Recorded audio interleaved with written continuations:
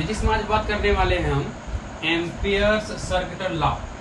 काफी important topic है, तो आइए इसको समझते हैं कि एम्पियर्स सर्किटल लॉ होता क्या है। जैसा कि आप इलेक्ट्रोस्टैटिक पढ़ रखे हैं, उसमें हम सीखे थे इलेक्ट्रिक फील्ड के बारे में। इलेक्ट्रिक फील्ड और दूसरा फील्ड जो आपके पास है वो है मैग्नेटिक फील्ड, जो पढ़ रहे हैं मैग्नेटिक फील्ड पढ़ रहे हैं। तो हमारे पास दो तरह का फील्ड है, इलेक्ट्रिक फील्ड और मैग्नेटिक फील्ड। तो हम लोग मैग्नेटिक फील्ड में पढ़ेंगे एम्पियर्स सर्किटल लॉ।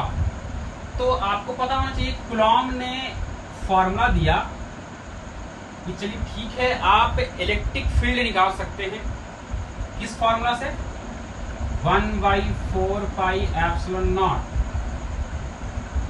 और dq बाई क्या r²। आप इसको इंटीग्रेट कर सकते हैं, छोटे से चार्ज किए था तो आप पूरे करने के लिए आपको इंटीग्रेट करना पड़ेगा। ये जो फॉर्मूला दिया ये कूलॉम ने दिया। ये जो मालूम चलता है ये कूलॉम्स लॉ चलता है कि इलेक्ट्रिक फील्ड हम लोग कैसे निकाल सकते हैं। अब इस फॉर्मूला के हेल्प से तो आप इलेक्ट्रिक फील्ड निकाल सकते हैं, लेकिन चीजों को आसान बनाने के लिए एक थ्योरम आया था, आपको याद होना चाहिए, गॉस थ्योरम। क्या था गॉस थ्योरम?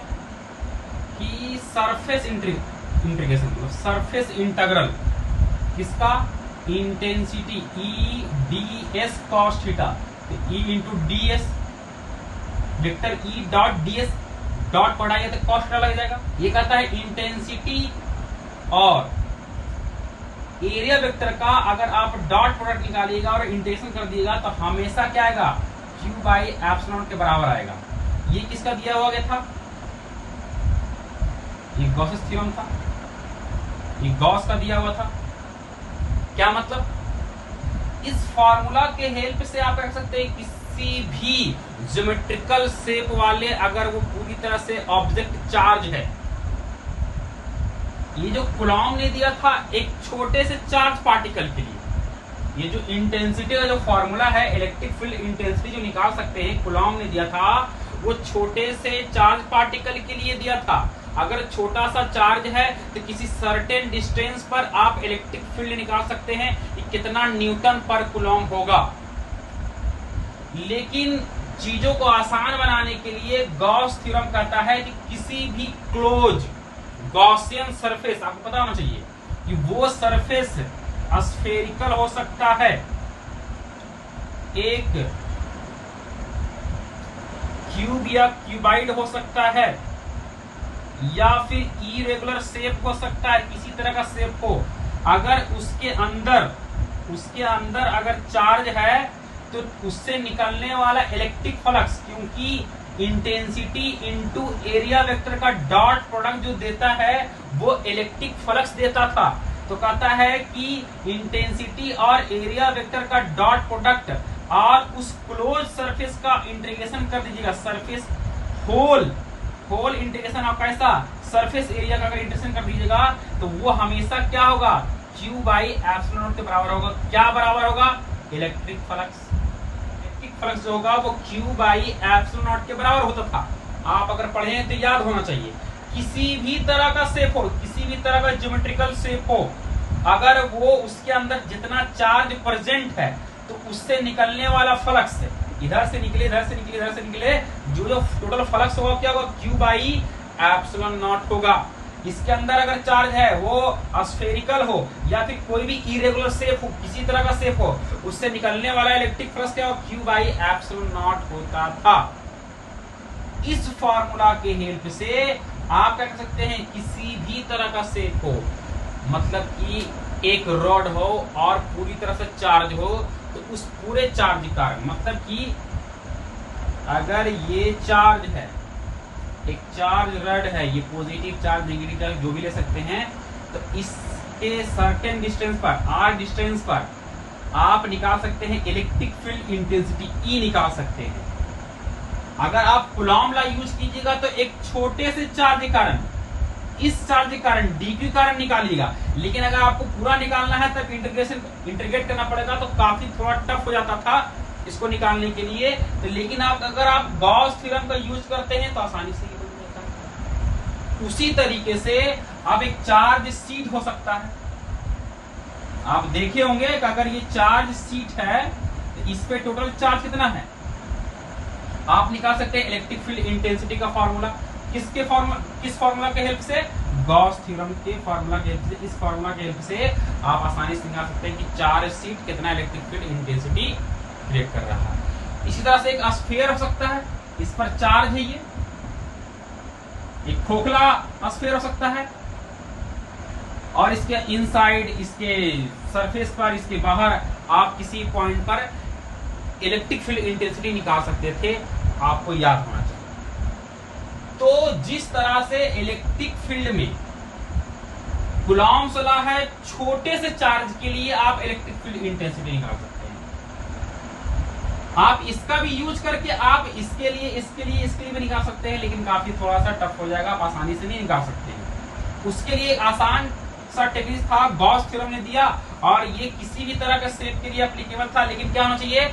क्लोज लूप होना चाहिए और क्लोज सरफेस होना चाहिए, और उस सरफेस का नाम होता था गॉसियन सरफेस, और उसके अंदर जितना चार्ज प्रेजेंट होता था वो हमेशा Q बाई एप्सिलॉन नॉट के बराबर होता है इलेक्ट्रिक फ्लक्स। और इलेक्ट्रिक फ्लक्स होता था तो E इंटू ds, मतलब इंटेंसिटी और एरिया वेक्टर इंटेंसिटी आसानी से निकाल लेते थे। उसी तरीके से मैग्नेटिक फील्ड में जो मैग्नेटिक फील्ड दिया गया है बायोट-सावर्ट लॉ द्वारा, वो था mu naught by 4 pi I D L sine theta by क्या आर स्क्वायर। इसका इंटेग्रेशन कर दीजिएगा ताकि पता होना चाहिए। ये आप पढ़े हैं मैग्नेटिक फील्ड में, आपको याद होना चाहिए कि छोटे से करंट एलिमेंट के लिए, स्मॉल पार्ट के लिए, अगर एक वायर है, उस वायर में इलेक्ट्रिक करंट पास हो रहा है, तो उस वायर में छोटे से पार्ट के लिए, छोटे से, वायर का पूरा लेंथ नहीं, वायर का छोटा सा पार्ट के कारण एक सर्टेन डिस्टेंस पर मैग्नेटिक फील्ड का फॉर्मूला ये देता था mu naught by 4 pi I D L sine by R square. Integration करने के बाद वो पूरे तार के लिए निकल जाता था। ये किसके द्वारा दिया गया है? बायोट-सावर्ट द्वारा। जिस तरह से कूलॉम्स लॉ दिया है इलेक्ट्रिक फील्ड का कांसेप्ट, ये इलेक्ट्रिक फील्ड छोटे से चार्ज के कारण निकालते थे सर्टेन डिस्टेंस पर, उस तरह से मैग्नेटिक फील्ड निकालते हैं बायोट-सावर्ट लॉ द्वारा छोटे से पार्ट के कारण। अगर वायर में करंट पास हो रहा है तो छोटे से वायर के लिए आप निकाल सकते हैं मैग्नेटिक फील्ड का फॉर्मूला। अब इस फॉर्मूला के हेल्प से आपने देखा कि आप मैग्नेटिक फील्ड निकाल सकते हैं, लेकिन थोड़ा सा टफ हो जाता है। लेकिन चीजों को आसान बनाने के लिए एक फॉर्मूला है जो है वो है एम्पियर सर्किटल लॉ। क्या है? Amperes circuital law. जिस तरीके से गॉस थ्योरम आने से क्या होता है, इलेक्ट्रिक फील्ड इंटेंसिटी आसानी से निकाल लेते हैं। और ये क्या होता है कि ये परफेक्ट कॉन्सेप्ट है कि किसी भी क्लोज सरफेस के अंदर जितना चार्ज होता है उससे निकलने वाला इलेक्ट्रिक फ्लक्स हमेशा Q बाई एप्सिलॉन नॉट के बराबर होता है। ये क्या हुआ? एक थ्योरम है। उसी तरीके से एम्पियर सर्किटल लॉ भी एक तरह का थ्योरम है, एक तरह का कॉन्सेप्ट, एक तरह का फॉर्मूला है जिसके हेल्प से आप मैग्नेटिक फील्ड निकाल सकते हैं। तो ये कोई मैग्नेटिक फील्ड का फॉर्मूला नहीं देगा। जिस तरह देख पा रहे हैं कि ये कोई इलेक्ट्रिक फील्ड इंटेंसिटी का फॉर्मूला नहीं है, एक तरह का रिलेशन है कि इलेक्ट्रिक फ्लक्स हमेशा क्या हुआ? Q बाई एप्सिलॉन के बराबर होगा। कब? जब आप एक क्लोज सरफेस एरिया लीजिएगा और उसके अंदर जितना चार्ज प्रेजेंट रहा वो Q बाई एप्सिलॉन के बराबर होगा। अब वो ज्योमेट्रिकल शेप किसी तरह का हो सकता है। यहाँ भी क्या होगा? एक ज्योमेट्रिकल शेप होगा, क्लोज लूप होगा। जिस तरह से यहाँ पर क्लोज सरफेस है, यहाँ भी क्लोज होगा। यहाँ पर हमने गॉसियन सरफेस नाम दिया, यहाँ पर हम नाम देंगे एम्पेरियन लूप नाम देंगे, एम्पेरियन क्लोज सर्किट नाम देंगे। यहाँ भी Q बाई एप्सिलॉन नॉट के बराबर आया था, यहाँ कुछ और आएगा। यहाँ देख पा रहे हैं कि परमिटिविटी है, यहाँ पर क्या होगा? परमिबिलिटी आने वाला होगा। अब किस तरह का आने वाला वो देख लेते हैं। यहाँ इंटेंसिटी है तो यहाँ भी कहीं इंटेंसिटी है, इलेक्ट्रिक फील्ड है, यहाँ मैग्नेटिक फील्ड जरूर होगा। अब ये ds होगा, क्या होगा वो देख लेते हैं। अब हम देखेंगे एम्पियर सर्किटल लॉ का स्टेटमेंट कि एम्पियर्स का स्टेटमेंट क्या था, एक क्लोज सर्किट के लिए क्या कॉन्सेप्ट दिया गया वो देख लेते हैं। आइए इसका देखते हैं हम लोग स्टेटमेंट। तब पता चलेगा कि एम्पियर सर्किट लॉ है क्या और वो किस तरह का रिलेशन दे रखा है और उसके हेल्प से हम लोग कैसे मैग्नेटिक फील्ड निकालेंगे, फाइंड करेंगे। तो वो आगे देखेंगे। पहले हम देखेंगे इसका स्टेटमेंट क्या है, एम्पियर सर्किट लॉ का क्या कॉन्सेप्ट है, क्या बताता है। फिर इसका हम लोग फॉर्मूला का प्रूफ देखेंगे, किस तरह से फॉर्मूला प्रूफ है, किस तरह से वो रिजल्ट बनाया गया है कि वाकई में ऐसा होता है कि नहीं होता है। आइए इसको देखते हैं। चलिए देखिए, एम्पियर सर्किट लॉ का स्टेटमेंट कुछ इस तरह से है, कहता है ampere circuit law state that the line integral. अब ये लाइन इंटीग्रल क्या है आपको पिछले वीडियो में बताया जा चुका है, तो पता होना चाहिए। यहाँ पर हम फिर बता देंगे कि लाइन इंटीग्रल एक्चुअली में होता क्या है।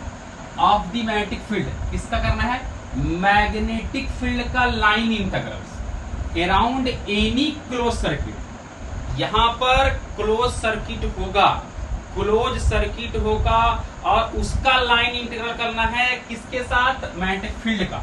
मैग्नेटिक फील्ड का लाइन इंटीग्रल करना है, कहता है is equal to mu naught. कहता है कि अगर किसी भी क्लोज सर्किट को ले लो, उसमें जितना भी इलेक्ट्रिक करंट प्रेजेंट है, जितना भी इलेक्ट्रिक करंट पास हो रहा है, उसमें इलेक्ट्रिक करंट पास हो रहा है तो मैग्नेटिक फील्ड बनेगा। अब एक क्लोज सर्किट ले लेना है, उस क्लोज सर्किट का लाइन इंटीग्रल निकाल लेना है मैग्नेटिक फील्ड के साथ, तो वो बराबर होता है किसके, mu naught times the total current I passing through this close circuit. Mu naught into उस सर्किट के अंदर, उस क्लोज लूप के अंदर, एम्पेरियन लूप के अंदर कितना इलेक्ट्रिक करंट पास हो रहा है उसके साथ क्या होता है, प्रोडक्ट में होता है। हिंदी में उसी तरह से लिख दिया गया कि इस नियम के अनुसार किसी बंद परिपथ के चारों ओर चुंबकीय क्षेत्र के रेखीय समाकलन उस परिपथ में प्रवाहित कुल विद्युत धारा आई था वायु या निर्वात की चुंबक से म्यू नॉट के गुणनफल के क्या होता है, बराबर होता है। अगर इस पूरा लैंग्वेज, ये जो डिफिनेशन जो स्टेटमेंट है, अगर इसका सिर्फ एक लाइन में लिखना है मैथमेटिकल फॉर्म में तो कुछ इस तरह से हो जाएगा।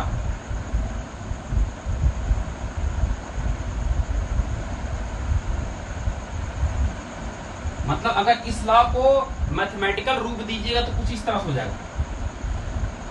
ये बताता है होल इंटीग्रेशन, मतलब कि आप जो इंटीग्रेशन कर रहे हैं किसी लाइन का या फिर किसी सरफेस का, यहां पर लाइन इंटीग्रल से कहता है B magnetic field dot D L, मतलब बी डॉट डी एल, मतलब कि आप मैग्नेटिक फील्ड का लाइन इंटीग्रल कर रहे हैं, मतलब कि किसी क्लोज लूप के अलोंग आप मैग्नेटिक फील्ड का क्या कर रहे हैं, लाइन इंटीग्रल कर रहे हैं। तो कहता है वो बराबर होता है mu not into I net.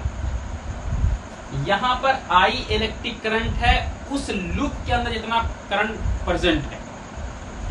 क्या मतलब, देखिए इसका ये मतलब हुआ कि मैग्नेटिक फील्ड होना चाहिए। तो मैग्नेटिक फील्ड कब बनेगा, जब आप किसी वायर में किसी कंडक्टर में इलेक्ट्रिक करंट पास करवाइएगा। तो मान ले जाए कि इलेक्ट्रिक करंट पास हो रहा है, इलेक्ट्रिक करंट पास हो रहा है, कितना, आई पास हो रहा है। अब कहता है कि उसके चारों तरफ एक तरह का लूप होना चाहिए, क्लोज सर्किट होना चाहिए। अब वो क्लोज सर्किट या तो एक सर्कुलर ले सकते हैं या फिर आप किसी भी तरह का शेप ले सकते हैं, या फिर आप ले सकते हैं एक रेक्टेंगल, एक क्यूब, क्यूबाइड, जिस तरह से लेना है आप उस तरह से ले सकते हैं, कोई बड़ी बात नहीं है। सभी के लिए जो फॉर्मूला आने वाला यही आने वाला है। तो क्या कहता है कि अगर इलेक्ट्रिक करंट पास हो रहा है, अब बताइए इलेक्ट्रिक करंट पास होगा तो इस पर, इस लाइन पर जो आप क्लोज लूप लिए हैं वहां पर तो मैग्नेटिक फील्ड होगा, मैग्नेटिक फील्ड होगा। आपको पता है इलेक्ट्रिक करंट इस तरफ हो जाएगा मैग्नेटिक फील्ड डायरेक्शन, तो ये यहाँ पर मैग्नेटिक फील्ड होगा, यहाँ पर मैग्नेटिक फील्ड होगा बी, यहाँ भी बी, इस तरफ यहाँ भी हो जाएगा मैग्नेटिक फील्ड बी। चलिए मैग्नेटिक फील्ड है तो कहता है मैग्नेटिक फील्ड के साथ साथ डीएल, आप छोटा सा लेंथ लीजिएगा, उसके साथ अगर आप पूरे का लाइन इंटीग्रल, ये लेंथ कितना लंबा है, इस पूरे लूप का लेंथ कितना है, इस मैग्नेटिक फील्ड के साथ जो आप लूप लिए हैं उसके साथ अगर लाइन इंटीग्रल कर ले, मतलब पूरे का लेंथ निकाल ले, तो क्या होगा, वो हमेशा म्यू नॉट आई नेट, उसमें जितना इलेक्ट्रिक करंट पास हो रहा है। मतलब कि इसको आप इस तरह से लिख सकते हैं, बी इंटू क्या, टोटल लेंथ। इस पूरे लूप का लेंथ कितना है, ये वही बता रहा है कि अगर आप मैग्नेटिक फील्ड और एक छोटे से लेंथ का लाइन इंटीग्रल निकाल लीजिए मैग्नेटिक फील्ड के साथ, तो वो हमेशा किसके बराबर होगा, म्यू नॉट आई नेट के बराबर होगा। उसका मतलब कि परमिबिलिटी और उसके अंदर जितना इलेक्ट्रिक करंट पास हो रहा है, उस लूप के अंदर जितना पास हो रहा है, उसके प्रोडक्ट के क्या बराबर होता है। तब मान लीजिए कि मैग्नेटिक फील्ड बी है और ये पूरा लेंथ कितना है, एल है, तो एल इसके बराबर हो जाएगा म्यू नॉट आई नेट। तो ये ऐसे लिखे या फिर ऐसे लिखे, दोनों क्या है, एम्पियर सर्किट लॉ को ही रिप्रेजेंट कर रहा है। ये क्या है कि आप पूरे का इंटीग्रेशन कीजिएगा तो वर्ड क्या बन गया, line integral of magnetic field along close circuit. इस तरह के जो मैथमेटिकल जो इक्वेशन है, इसको एक्चुअल में लैंग्वेज में बोला क्या जा रहा है, लाइन इंटीग्रल। ये क्या है, line integral of magnetic field along close circuit. ये जो डीएल होगा, अगर आप डीएल का जो इंटीग्रेशन कीजिएगा तो क्लोज सर्किट तो ही बनेगा। तो हमने पूरा मैग्नेटिक फील्ड तो पता है, इसमें कुछ नहीं होना, मैग्नेटिक फील्ड रहेगा। अब जो इंटीग्रेशन कीजिएगा वो लेंथ क्या आ जाएगा, एल आ जाएगा। वो हमेशा किसके बराबर होगा, mu naught permeability into I net. उसमें जितना इलेक्ट्रिक करंट मौजूद है, प्रेजेंट है, उसके, अब ऐसा नहीं कि सिर्फ जो भी करंट है वो लिख देंगे, उसके अंदर कितना इलेक्ट्रिक करंट मौजूद है, सब तो एक ही रहेगा, ऐसा नहीं, बहुत सारा हो सकता है। हम बहुत सारा वायर दे सकते हैं, एक वायर इधर से दे सकते हैं, एक वायर इलेक्ट्रिक करंट इधर पास हो रहा है, इधर पास हो रहा है। पहले टोटल करंट निकालना पड़ेगा, तो वो इसके क्या होगा, प्रोडक्ट के बराबर होगा। तो या तो ये लिखे या ये लिखे, बात एक ही है, इसमें कोई दोनों में डिफरेंस नहीं। या तो ये लिखे या तो ये लिखे, बात एक ही है। दोनों क्या शो कर रहा है, एम्पियर सर्किट लॉ को शो कर रहा है। बस आप इंटीग्रेशन कीजिएगा तो एल आएगा, या फिर डायरेक्ट लिख सकते हैं। ये आई नेट का क्या मतलब है वो जरा समझ लीजिए। जैसे कि एक लूप ले लिए, इसमें इलेक्ट्रिक करंट पास हो रहा है, चलिए ये I1 है, ये I2 है, ये I3। तो अगर बोला जाए कि इसका जो लाइन इंटीग्रल होगा, इसका जो लाइन इंटीग्रल होगा किसके बराबर होगा, तो ये रहा line integral magnetic field dot DL. अब डॉट को हटाइएगा तो कॉस्ट लगेगा, पता होना चाहिए, डॉट को हटाइएगा क्या कॉस्ट लगेगा। और यहां से म्यू नॉट आई नेट, तो जो यहां पर आई नेट होगा एक्चुअल में होगा क्या, देखिए ये I1 है, क्या है, इस तरह से इलेक्ट्रिक करंट क्या हो रहा है, बाहर की ओर आ रहा है, I1 और I2। तो अगर आप I1 को प्लस मान ले, I2 को भी प्लस मान ले, आने वाला को जो आपके बोर्ड के बाहर है, देख पा रहे हैं, आउटवर्ड है, तो दोनों क्या ले लिए, प्लस ले लिए। और ये इसके अपोजिट डायरेक्शन में क्या लेना पड़ेगा आपको, माइनस लेना पड़ेगा। तो एक्चुअल में आई नेट का ये मतलब हुआ, ये देगा total electric current, direction change, direction change, तो यहाँ पर अलजेब्रिक सम हो जाएगा, प्लस और माइनस देखना पड़ेगा आपको। ठीक है, देख पा रहे हैं कि ये आउटवर्ड है तो दोनों प्लस ले लिया, और ये क्या ले लिया, इनवर्ड तो माइनस ले लिया। तो इस तरीके से आई नेट देगा। अब रही बात है कि ये बी डॉट डी, आपको पता होना चाहिए कि अगर आप इसको हटाइएगा, इसको सॉल्व कीजिएगा तो एक्चुअल में होगा क्या, अगर बी मैग्नेटिक फील्ड और डीएल को अगर लिखे तो क्या हो जाएगा, यहाँ से B D L cos theta. ये जो थीटा जो एंगल हो, यहाँ जो थीटा जो एंगल है वो मैग्नेटिक फील्ड और स्मॉल एलिमेंट के बीच का एंगल है।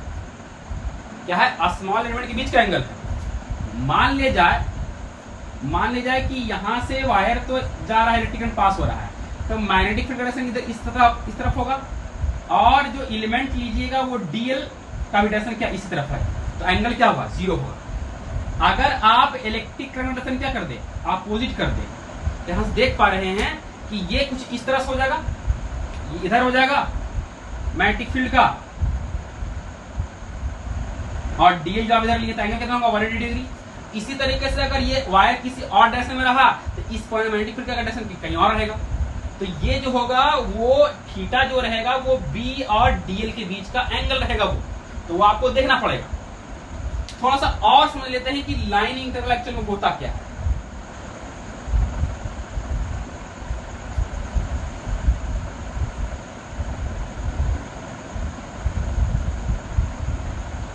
चलिए क्या देखते हैं कि लाइन इंटीग्रल का क्या मतलब, जैसे कि ये ए और बी एक रास्ता है, ठीक है। हम क्या कर रहे हैं कि एक पार्टिकल पर फोर्स लगा रहे हैं, क्या लगा रहे हैं, फोर्स लगा रहे हैं इस डायरेक्शन में, और इसका जो लेंथ है मान ले यहां से यहां चला है, इस बीच का एंगल कितना है, थीटा है। तो कहता है कि फोर्स और डीएल का डॉट अगर इसका आप इंटरेक्शन कर देंगे कहां से कहां तक, क्योंकि देखो ये पार्टिकल पहले यहां पर होगा, पार्टिकल को फोर्स लग रहा है, वो आगे बढ़ते जा रहा है, फोर्स लग रहा है आगे बढ़ते जा रहा है। तो किसी समय मान लीजिए कि पार्टिकल यहां पहुंचा है और यहां से यहां तक खिसकाना है, या फिर यहां से यहां तक पूरा खिसकाना है, और फोर्स इस डायरेक्शन में लग रहा है। डीएल और फोर्स की डायरेक्शन क्या है, ये आप समझिए पोजीशन वेक्टर है ये डीएल। अगर वेक्टर देखिए ये वेक्टर होगा, ये वेक्टर होगा, क्योंकि आपको पता होना चाहिए कि यहां से ए डॉट बी कब लगता है, जब दोनों वेक्टर होगा तब ए बी कॉस थीटा जाके दे देगा। तो यहां से आपको क्या है, एफ डॉट डीएल, तो दोनों क्या होगा, वेक्टर होगा, तो फोर्स तो वेक्टर है, ए डीएल, डीएल क्या पोजीशन वेक्टर है, यहां से होगा एफ डीएल कॉस थीटा, ये एंगल कितना है, थीटा है, इसलिए हम क्या लगा रहे हैं, एफ डीएल। आपको पता होना चाहिए कि अगर फोर्स का मतलब कि आप लाइन इंटीग्रल निकाल रहे हैं, किसका निकाल रहे हैं, लाइन इंटीग्रल निकाल रहे हैं फोर्स का, line integral of force along length AB, length AB। तो ये क्या देगा, फोर्स इंटू डिस्प्लेसमेंट क्या देगा, वर्क देगा। देखिए यहां पर भी लाइन इंटीग्रल निकल रहा है, लेकिन किसका, फोर्स का, along किस लेंथ का, AB लेंथ का, मतलब DL लेंथ का। तो पूरा लेंथ कितना होगा, L होगा, पूरा लेंथ कितना होगा, यहां से मान लीजिए A से B तक कितना लेंथ है, L है।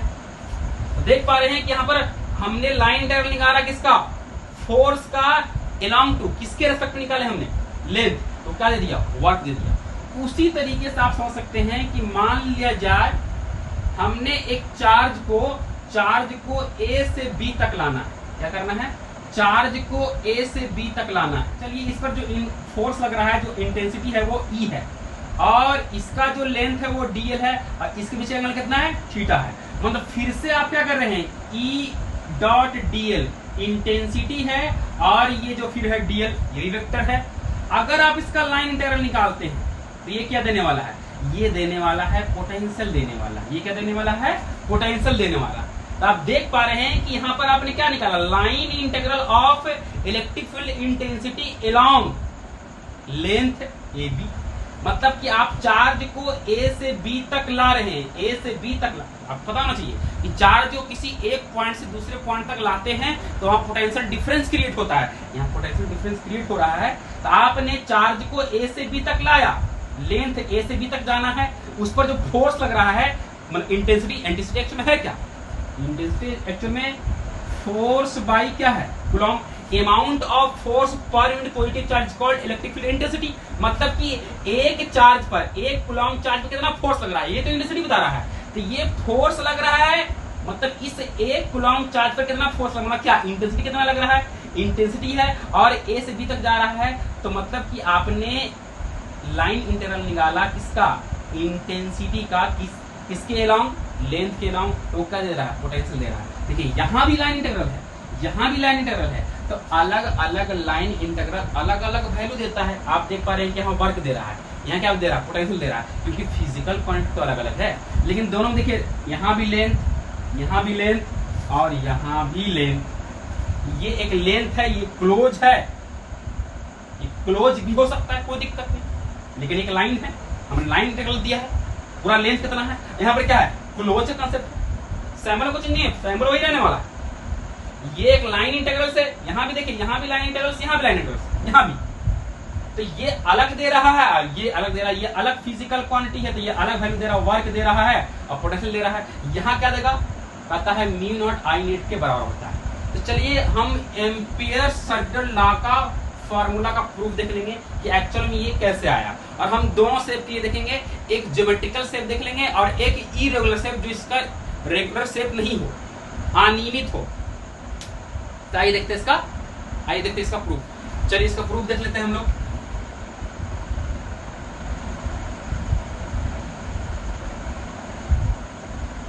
चलिए यहां से हम देख पा रहे हैं कि चलिए एक वायर है इसमें इलेक्ट्रिक करंट कितना पास हो रहा है, आई पास हो रहा है। और एक हम मान लेते हैं क्लोज लूप मान लेते हैं। तो आपको पता होना चाहिए कि अगर एक वायर है तो आर डिस्टेंस पर मैग्नेटिक फील्ड का फॉर्मूला क्या होगा। चलिए ठीक है, मैग्नेटिक फील्ड का डायरेक्शन क्या होगा आप देख पा रहे हैं, तो इस डायरेक्शन में होगा। ये रहा मैग्नेटिक फील्ड का डायरेक्शन। तो मैग्नेटिक फील्ड का फॉर्मूला पता होना चाहिए बाई यूजिंग बायोट सेवार्ट से। तो क्या होता है मैग्नेटिक फील्ड का formula, mu naught I by 2 pi R. चलिए ये फॉर्मूला होता है। चलिए हमको निकालना क्या है इस पूरे मैग्नेटिक फील्ड, ठीक है। अब हम लेंथ ले लेते हैं डीएल, और डीएल का डायरेक्शन किधर, इसी डायरेक्शन में। तो आप देख पा रहे हैं कि थीटा कितना है यहाँ पर 0 डिग्री होगा। तो हमको निकालना है मैग्नेटिक फील्ड और डीएल का डॉट प्रोडक्ट के साथ क्या लाइन इंटीग्रल निकालना है।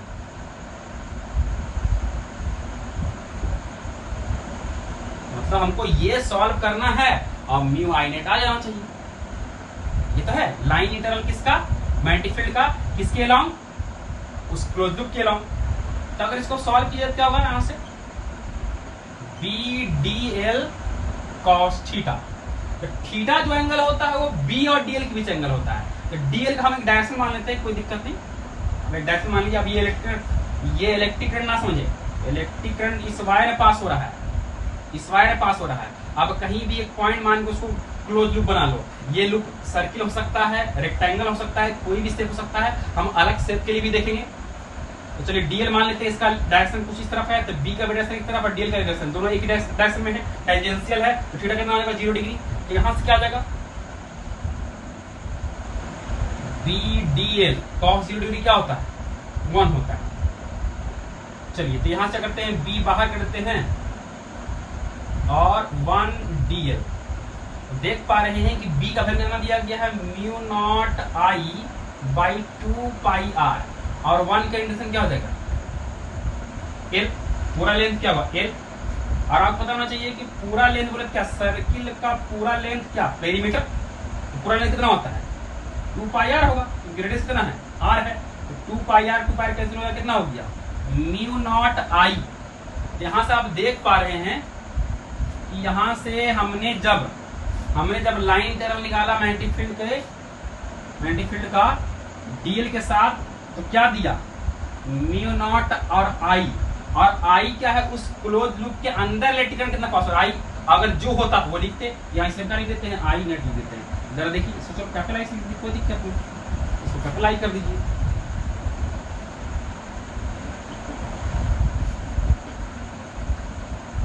चलिए तो देख पा रहे हैं कि हमने सॉल्व किया, जब इसका लाइन इंटीग्रल निकाला तो म्यू नॉट आई नेट आ गया। चलिए ये तो इस शेप के लिए, एक सर्किल के लिए। अब सर्किल ना हो तो कोई इरेगुलर शेप हो, जरूरी थोड़ी कि सर्किल हो। अब किसी भी शेप के लिए हम लोग देख लेंगे। तो आइए उसके हेल्प से हम लोग फॉर्मूला का प्रूफ को देख लेते हैं। ये तो आसान था, कोई बड़ी बात नहीं था। आइए देखते हैं। चलिए यहाँ से हम लोग देख लेते हैं एम्पियर्स सर्किट लॉ का प्रूफ दूसरे तरीके से।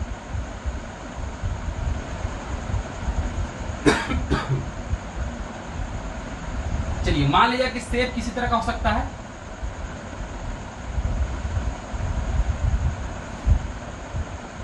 और इसमें जो इलेक्ट्रिक करंट पास हो रहा है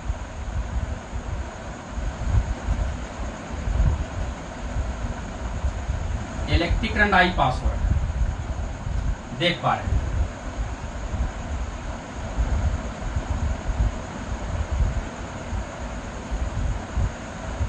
अब हमको इसका क्या निकालना है,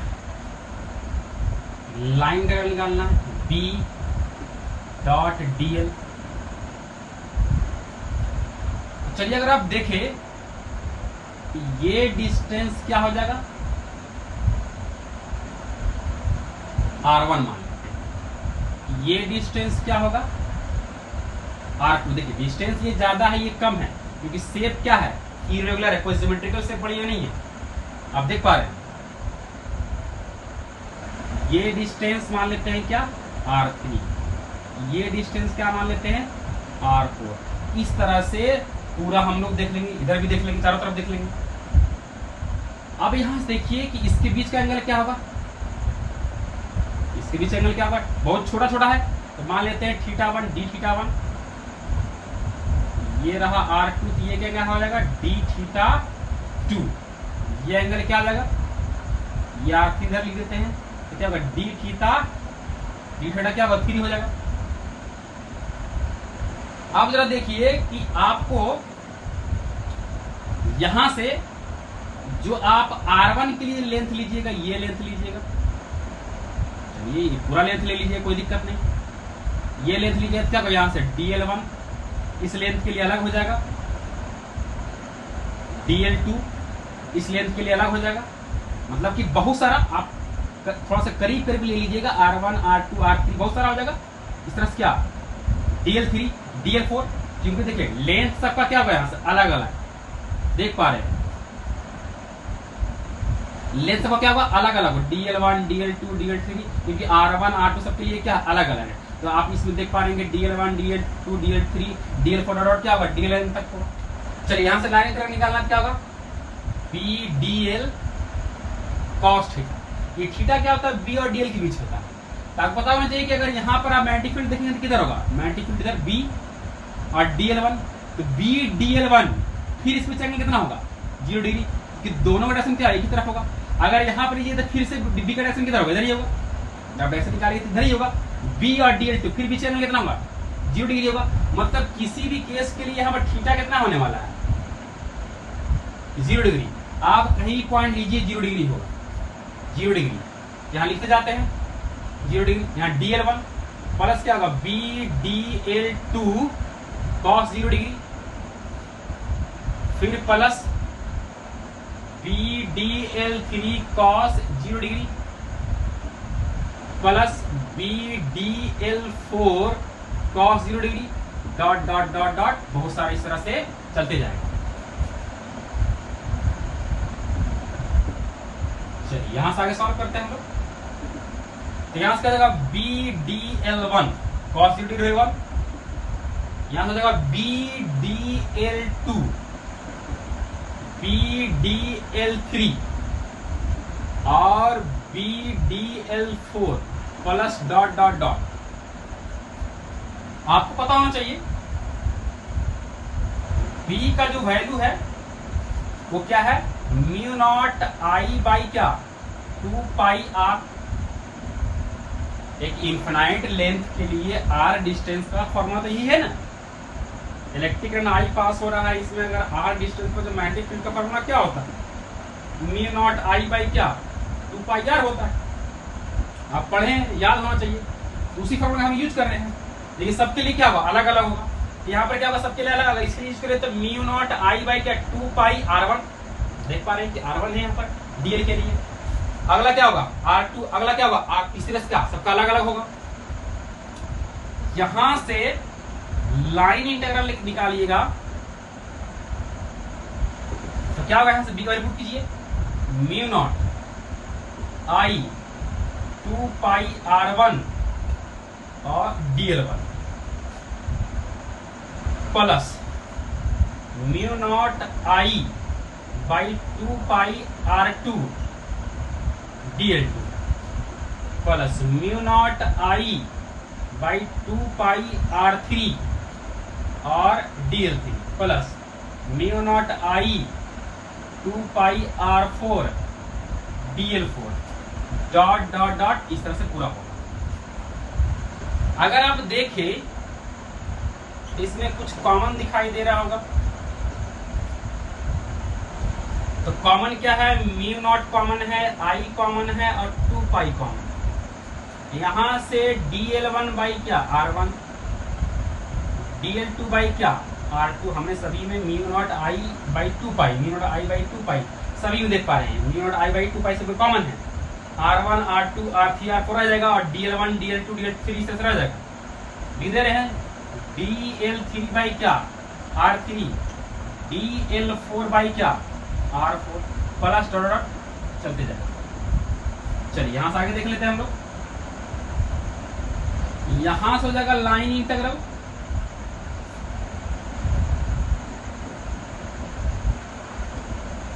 तो अगर आप ध्यान दें, एक बेसिक मैथमेटिक्स का फॉर्मूला है, theta is equal to L by क्या, आर।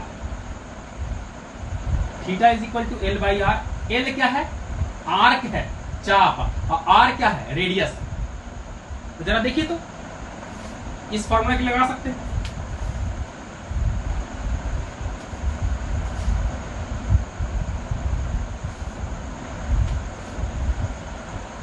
तो थीटा बराबर एल बाई क्या है, आर है, तो एल क्या है, आर्क है, चाप है, आर क्या है, रेडियस है। आपको पता होना चाहिए ये कहलाता है आपका आर, चाप, इसको एल से है, ये एंगल थीटा और ये आर। इस तरह थीटा बराबर एल बाई क्या है, आर। अगर आप देखें, अगर आप छोटा छोटा पार्ट लीजिएगा तो क्या होगा, ये इसी तरह का शेप बन रहा है हर बार, आप देख पा रहे इस तरह का शेप बन रहा है हर बार। तो यहां से क्या होगा, थीटा बराबर एल बाई आर, तो एल ऊपर और आर नीचे, तो क्या बनेगा, थीटा बनेगा। जरा देखिए तो यहाँ से एल बाई आर है, अरे छोटा सा लेंथ है, छोटा सा आर्क है, तो क्या होगा यहाँ पर, छोटा सा थीटा होगा। जब छोटा सा आर्क है, डिस्टेंस चलो R1 R2 अलग अलग है, यहाँ पर क्या होगा, छोटा सा थीटा होगा। सब थीटा क्या था, थीटा 1 थीटा 2 थीटा 3, सब क्या डी लगा हुआ है, छोटा छोटा लगा हुआ है।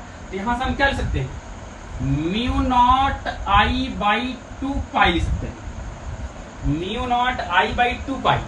और यहां से एल बाई आर, इस फॉर्मूला जरा देखिए, एल बाई आर थीटा है, ठीक है, एंगल बड़ा है, यहाँ पर अगर डी लगा दे, यहाँ पर क्या होगा, डी लग जाएगा, छोटा लग जाएगा यहाँ पर। यहाँ से क्या हो जाएगा, यहाँ से अगर आप देखें तो L1 R1 है, तो यहाँ से क्या हो जाएगा, D theta 1 D theta 2 D theta 3 D theta 4 dot dot आगे चलते जाएगा इस तरह से, है ना, D theta 1 D theta 2 D theta 3, उस फॉर्मूला से। अब आपको पता होना चाहिए कि पूरा एंगल ये पूरा घूमेगा, इस तरह से पूरा घूमेगा ये, क्योंकि D theta 1 D theta 2 D theta 3 D theta 4 इस तरह से पूरा घूमेगा। तो ये पूरा एंगल कितना होगा, अगर पूरा एंगल जोड़े कितना होगा, 360 डिग्री। तो यहां से B dot D L mu naught I by 2 pi, और ये एंगल जो हो जाएगा बाबू, ये पूरा 360 डिग्री हो जाएगा। और 360 डिग्री को रेडियन में लिखते हैं 2 पाई, और 2 पाई कैंसिल। जरा देखिए तो लाइन इंटीग्रल निकल गया